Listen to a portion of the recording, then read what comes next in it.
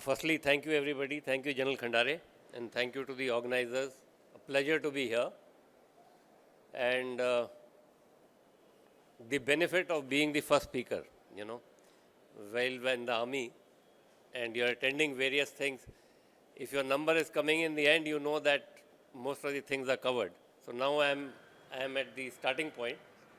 And in any case, I don't have to connect things to various countries or otherwise, since I will keep it generic, and possibly I will not restrict the examples and other things strictly to drones, and try and draw some lessons. Two facets given to me are lessons from the Ukraine war, especially with respect to emerging technologies, and what are the challenges on the supply chain side which are being felt. So, lessons from the Ukraine war on the emerging technologies. Ukraine war has been so mainstreamed, so much into our daily lives, that a lot of it is very evident. Some of it has already been also spoken of by General Khandare and General Raina. But I will cover 5 or 6 points which I think are major. And since it's a drone event, obviously unmanned is the starting point. But I will not deliberate too much into detail, because there are other sessions and other speakers who will be covering details of it. The first point, which obviously comes to everybody's mind, given this event also, is the unmanned systems. Unmanned systems is evident. Actually, consequent to 2022, when the Ukraine conflict has started, as I said, this has been mainstreamed. It has really blown into our faces, and we are all seeing it day in and day out.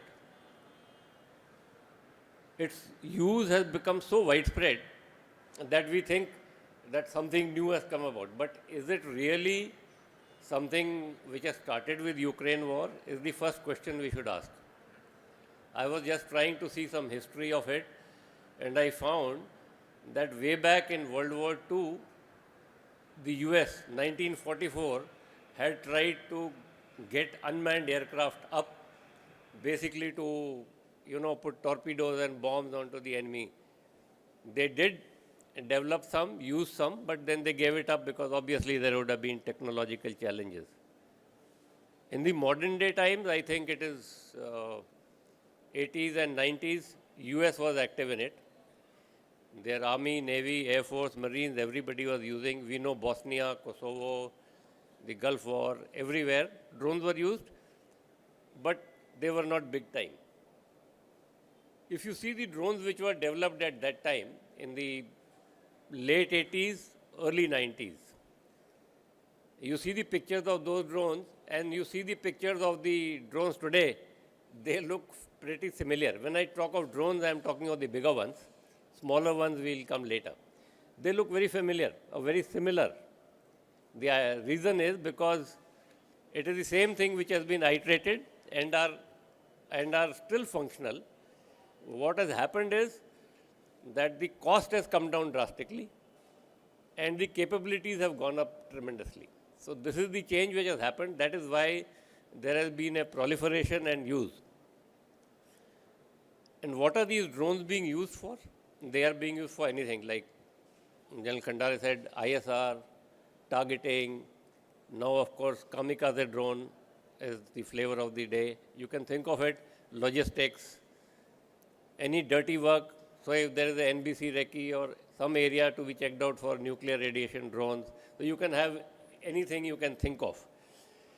And they are all in the air, on the ground, in the maritime domain, on the surface, under surface, and requirement is there, but rest assured, pretty advanced now, even in the underwater domain, and pretty effectively being used. So what difference did 2022 make? 2022 made basically two differences. One, the scale really blew up. The speed of development blew up. Today, at least at the lower end of the drones, the technology life cycle is not more than 6 months. Something comes up, in 6 months, you have a counter to it, and a new technology or a counter to that counter comes up, and evolution takes place.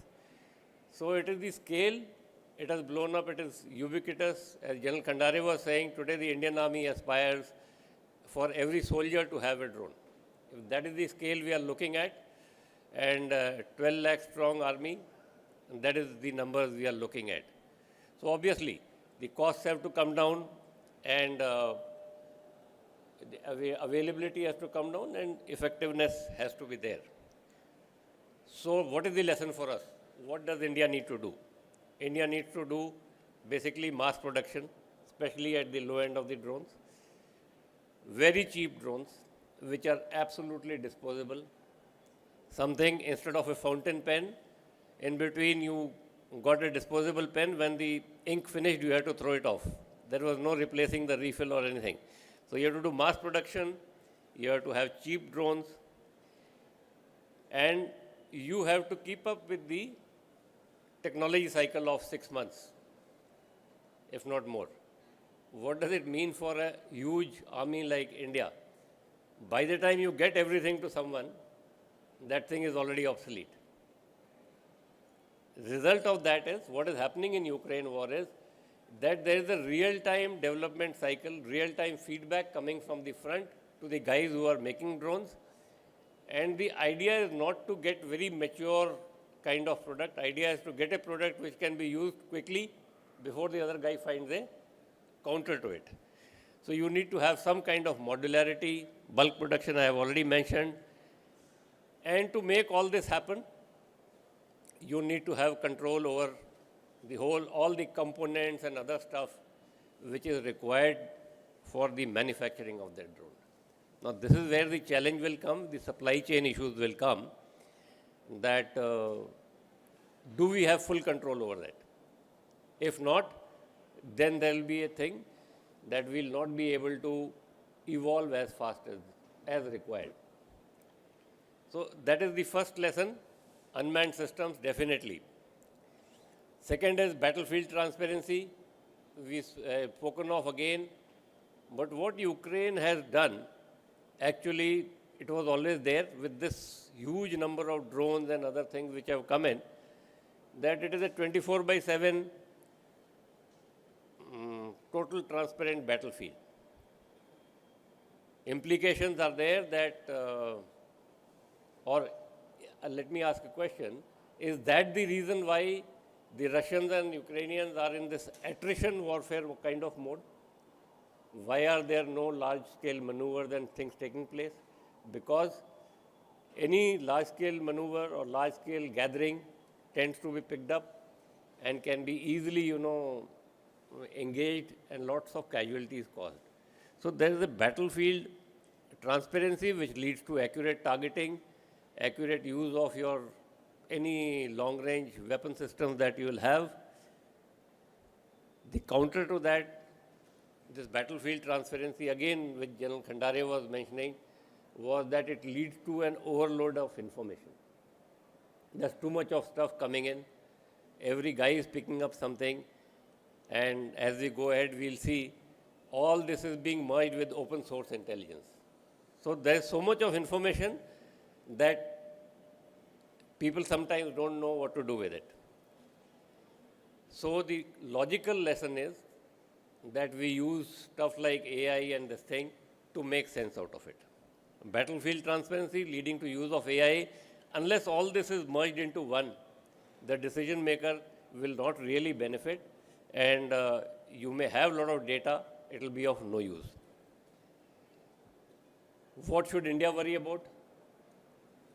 There is two things as far as we are concerned to be worried about.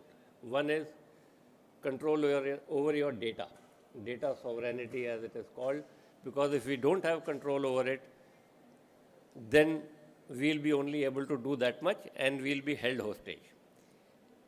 And second thing is indigenize, and indigenize. There is no other way that we are going to solve this problem. lots has happened over last 10 years. I will talk of 10 years because primarily we see that 14, 15 onwards, there has been an effort to indigenize. Lots has happened, but what has happened is more than inadequate, I would say. There's lots of it to be done. And the reason for that is that a lot of things are denied to us, and which developing it from a scratch, bringing it up is actually a time-consuming exercise. With these two things of unmanned systems, transparent battlefield, need to use AI, the next logical lesson, which is, I think, visible to everybody, is resilient communication. All this can be there. Nothing will happen if we don't have communication. Unlike old times, everything, anything and everything now survives on data, and data to be transported. The biggest lesson from Ukraine is anything and everything got disrupted, but Starlink was up and about. They were able to survive, keep their command and control going because of Starlink. And if we all remember, at one stage, Elon Musk even threatened that I'll take it away and I'll solve the problem by itself. You know, the war will come to an end. So I think the next lesson, as far as we are concerned, is resilient communication. How do we establish such a network for India? The EM spectrum is fully hostile. The enemy or the adversary will always have anything and everything to do to interfere with this thing. How do we work in such an environment? We have to come up with mesh systems, optical communication, all these new things, hardened satellite systems. Can we create a Starlink for ourselves, totally indigenous, fully in our control, so that we are able to operate without any problems in an environment which is obtaining now?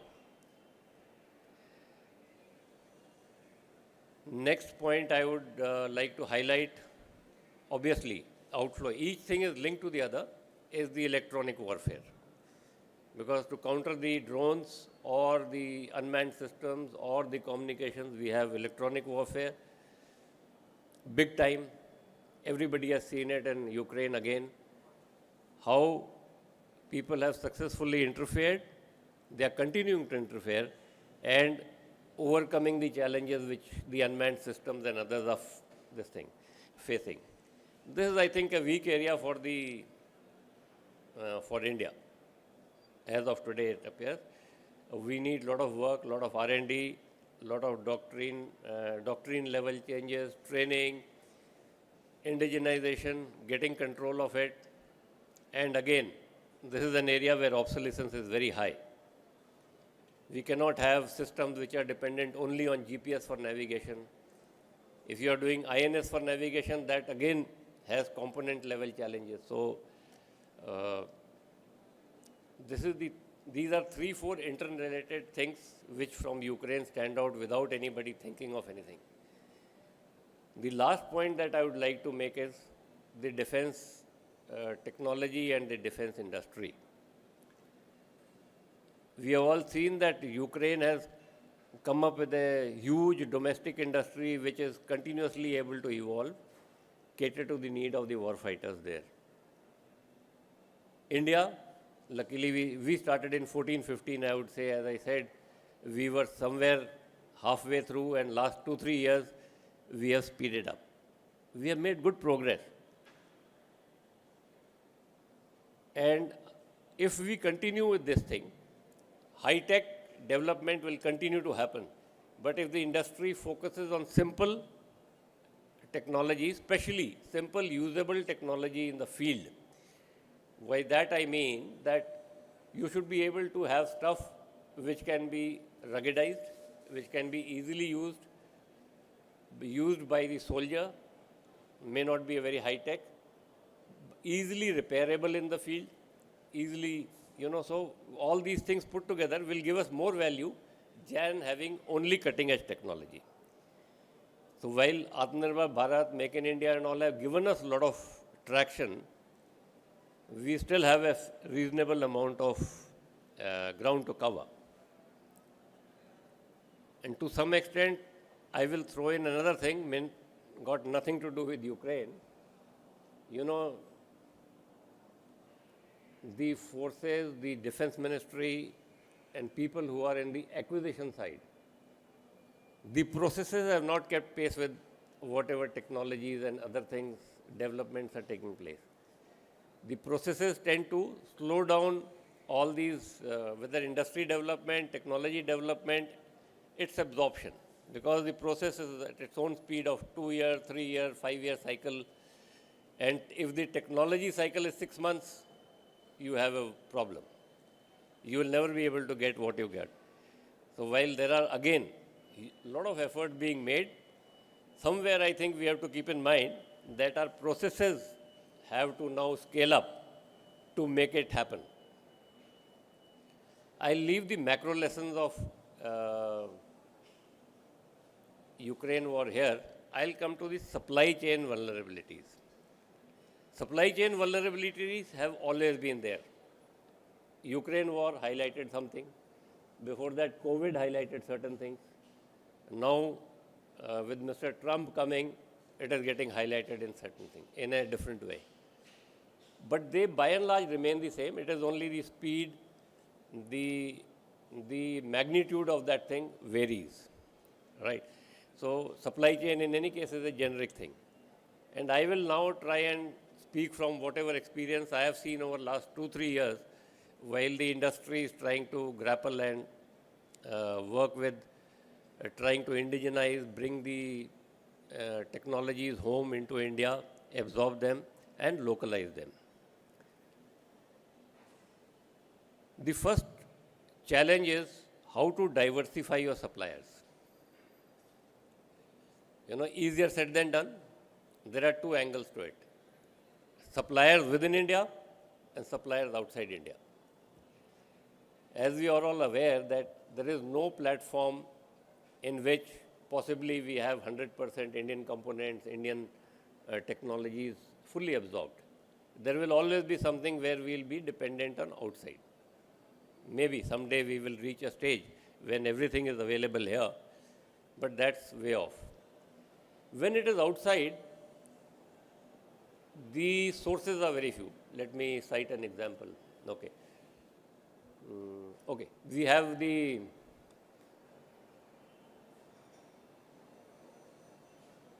we have IR sensors which are required in every device. You know. Now, IR sensors are not made in India, not available. Which are the sources for IR sensors? If we look at the world today, it will be the US, you will have the Chinese, you will have the Western world, the French, and these guys are doing it, Israelis, these are the 4 or 5 people, but even Israelis, the source is not there. Because Israelis are able to depend on the Western world and technologies are available to them, so they are not doing the absolute core sensor of it. And then there are the Russians. In the world today, going to the US is of no use, and I'm not talking because of Trump. I'm talking even if it was 2 years ago, 3 years ago, if you had gone to the US trying to source IR detectors for any of your systems in bulk, with their ITAR restrictions, there was no way that we are going to be able to solve it. So US was a case in that way. Chinese are out of question. Russians today are they have their own demands are so high that they are unable to supply to you. So you are left with only the Western world. In Western world, the only guy who will possibly play ball with us is the French. So you may need to diversify your suppliers. This is a component without which no IR site and no IR seeker can be made. And all your weapon systems at the terminal end, which you need to use IR seekers, you need this device, these IR detectors. So you may want to diversify your suppliers, but you have no choice. you will be dependent on a single source. So what do? So you do only the one thing, you do some stocking, you do some planning, there will be additional costs. So external suppliers, this is one example I was thinking, diversification, easier said than done. Solution, we should set up capability here. How do you do it? It's absolutely core basic technology which needs to be developed and done here. Who will do it? Question mark. Till today we have not been able to do. Now we come to the Indian suppliers. Diversify Indian suppliers, right? You need diversification. If there is adequate suppliers in the market, especially in defense industry, there is no issue. You can go, there will be people competing to give you stuff. You need diversification when there is no supplier. And I am not talking of high tech. Let's take the low end, low tech stuff. Let's take propellant for a rifle bullet. Okay. Propellant for a rifle bullet, World War II vintage technology. There's no big deal. The only thing is you need to have capacity to do it. You need to set up the plant and do the thing. In India today, this is only made by Munitions India, MIL. So, you have an ammunition plant going. Munition India is got so loaded with orders that they say, don't talk to us, we are full for next 4 years. If you want anything, order now, we will give it to you after 4 years. That is the state of affairs. So, even if you want to diversify within India, there is no source available. Solution, set up a plant yourself. Timeline, 5 to 7 years. You get the plant, order the machinery, set it up, stabilize your process, chemical process, own issues. So, from the time you take a decision, take at least 4 to 5 years. Speed, you executed maximum speed 3 years. So, investment, all those issues come in. So, idea is to diversify, but India possibly needs to do.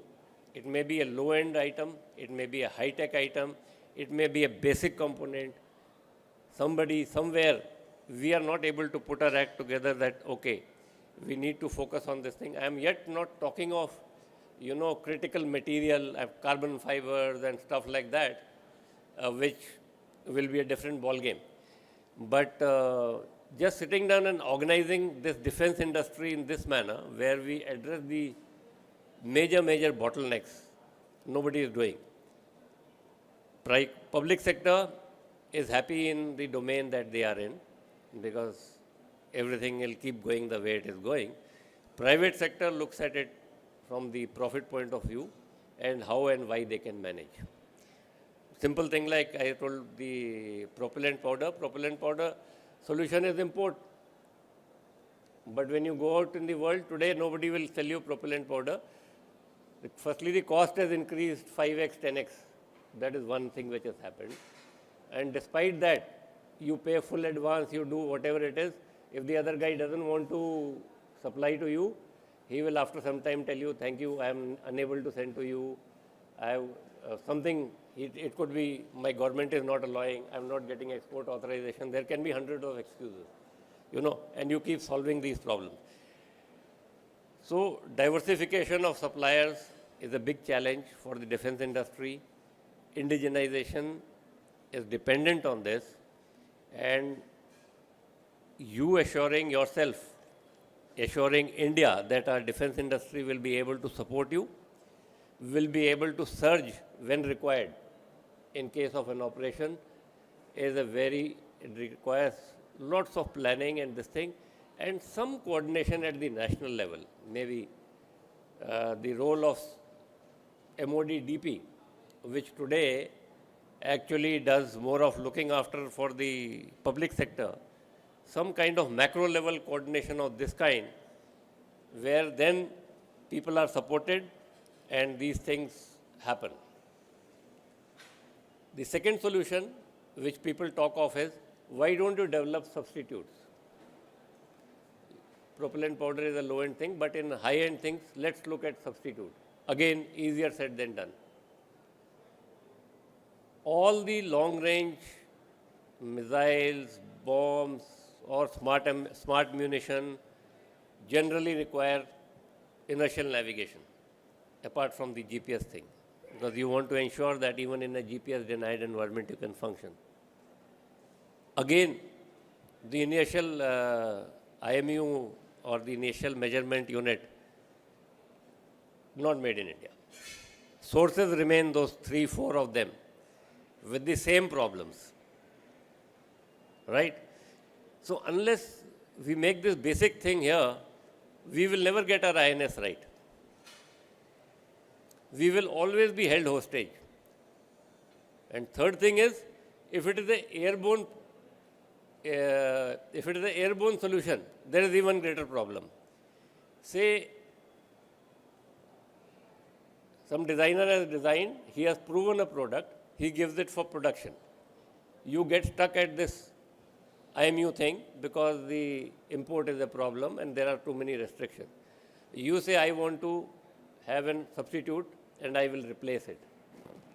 But if you have a substitute for a missile which is to go on a Su-30, now you need to go through the whole testing cycle of the missile. RCMA certification, which possibly DRDO and all were able to manage in 8-10 years, and some guy who is now productionizing it, expecting to do all these trials and go through the certification, because an airborne platform cannot be obviously taking untried, untested things. So substitute development, easier said than done, especially at the high-tech level. So what is the solution? Again, it has to be some macro level, I think, primarily a DRDO role. That is what actually they should be addressing and solving. I'm not saying they're not doing, but if they really want to indigenize, then they have their own development cycle and challenges, right? And possibly we all are aware that any product which we claim is indigenous, a missile, a long range, this thing, there are always some components which we have to get from abroad, and those become the main bottlenecks.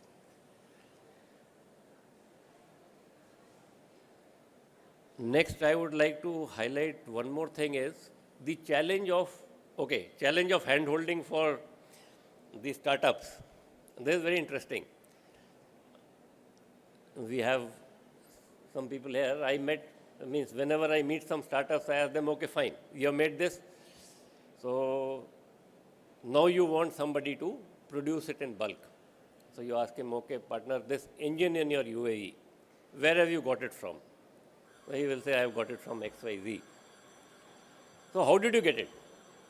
He says, sir, I have brought it as a hobby requirement. Right?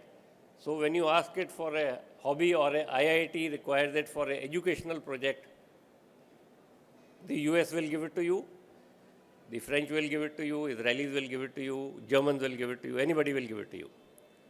Right? Now you want to, he's made a UAV or a platform, gone and tested, tried, proven it in lay everywhere. Now we want to bulk produce it. Now you go and try and get the same stuff for bulk production. It will not be given. But that guy brought one piece. You ask him, okay, for your data connectivity. He says, sir, 50 kilometers, my range. So that element for the data connectivity, whatever he's got in his hobby mode or a educational mode, will not be available. Now what do? You find an alternative. Can you indigenize in India? If it was indigenizable, he would have done it earlier. So now you start going into the cycle. Or your production will still happen. You will go through various clearances, you will get those components, but it will always be held hostage. So the challenge of designing development to productionization. These are two different things which we need to keep in mind. And invariably, whenever I meet somebody, I ask him, partner, now what is your answer to this? So invariably the answer is, oh, we'll have to check back, we'll see what happens. Because unless we have those clearances, that is what. Then supply chain, tier 2, tier 3 suppliers, people will keep doing. Last, actually, in the supply chain, somewhere as a nation, we need to develop surge production capability. But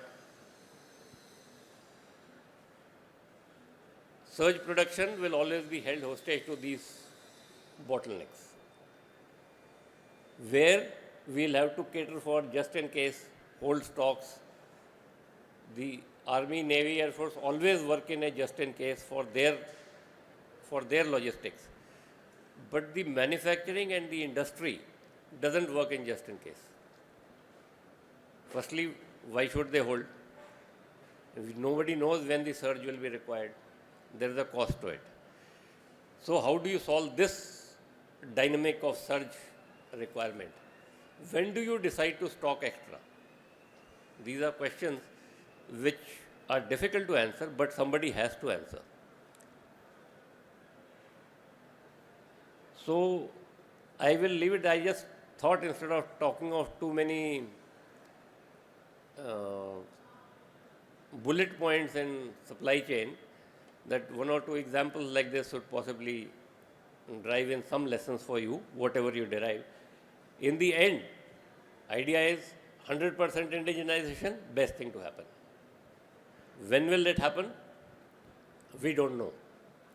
Even a country like Israel, say today, we are flying Herons, we are flying Hermes, all Israeli UAVs. But the engine for that UAV, Israelis don't make. They are getting it from Continental or Rotax, which is a German firm. So, firstly, they are very clear that they will have access to it. But is there a case sometime India may be held hostage? Today, we don't have an issue. So, even if Israeli is an OEM who is ready to share everything with me, he is still dependent backwards on number of people.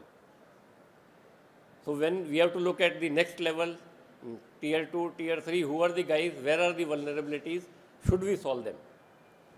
Israeli may not be interested in solving it for himself, but we may be interested in solving for ourselves. So when you have a platform in which there are a lot of foreign technologies,